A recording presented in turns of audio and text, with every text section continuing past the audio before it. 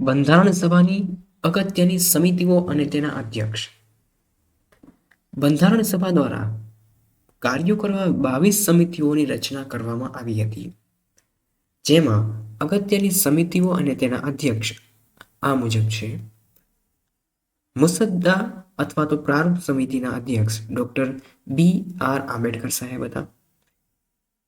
સંચાલન સમિતિ કે સમજૂતી સમિતિના અધ્યક્ષ ડોક્ટર રાજેન્દ્ર પ્રસાદ હતા. આ ઉપરાંત કાયદો અને પ્રક્રિયા સંબંધિત સમિતિના અધ્યક્ષ પણ ડોક્ટર રાજેન્દ્ર પ્રસાદ જ હતા. કેન્દ્ર અથવા તો સંઘ બંધારણ સમિતિ તેમજ સંઘ શક્તિ સમિતિ અને રાજ્યો સાથે વાટાઘાટોની સમિતિના અધ્યક્ષ જવાહરલાલ નહેરુ હતા. ક્ષેત્રીય અથવા તો પ્રાંતીય બંધારણ સમિતિ તેમજ મૂળભૂત અધિકારો અલ્પસંખ્યક સમિતિ, જનજાતિ અને બાહ્ય વિસ્તારો માટેની સમિતિના અધ્યક્ષ સરદાર વલ્લભભાઈ પટેલ હતા.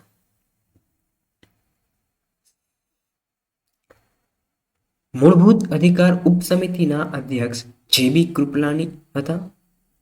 લઘુમતી ઉપસમિતિના અધ્યક્ષ HC મુખર્જી હતા. ઉત્તર પૂર્વીય આદિવાસી વિસ્તાર અને આસામના વંચિત વિસ્તારો માટેની ઉપસમિતિના અધ્યક્ષ ગોપીનાથ બારડોલાઈ હતા. અસમ સિવાયના વંચિત વિસ્તારોની ઉપસમિતિના અધ્યક્ષ AV ઠક્કર હતા. રાષ્ટ્રીય ઝંડા સમિતિના અધ્યક્ષ JB કૃપલાણી હતા. રાષ્ટ્રીય ઝંડા અસ્થાયી સમિતિના અધ્યક્ષ રાજેન્દ્ર પ્રસાદ હતા. પ્રારૂપ સમીક્ષા સમિતિના અધ્યક્ષ અલ્લાદી કૃષ્ણસ્વામી અય્યર હતા. બંધારણ સભાના કાર્યોની સમિતિના અધ્યક્ષ JV માવળંકર હતા. ગૃહ સમિતિના અધ્યક્ષ પટ્ટાભી સીતારમૈયા હતા. ચીફ કમિશનરના પ્રાંતો માટેની સમિતિના અધ્યક્ષ પટ્ટાભી સીતારમૈયા હતા. નાણાં અને સ્ટાફ સમિતિના અધ્યક્ષ ડોક્ટર રાજેન્દ્ર પ્રસાદ હતા. કાર્ય મંત્રણા સમિતિના અધ્યક્ષ કનૈયાલાલ મુનશી હતા.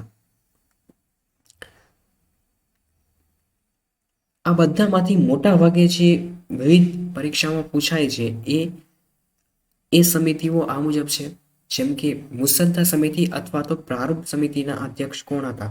તો કે ડોક્ટર BR આંબેડકર સાહેબ.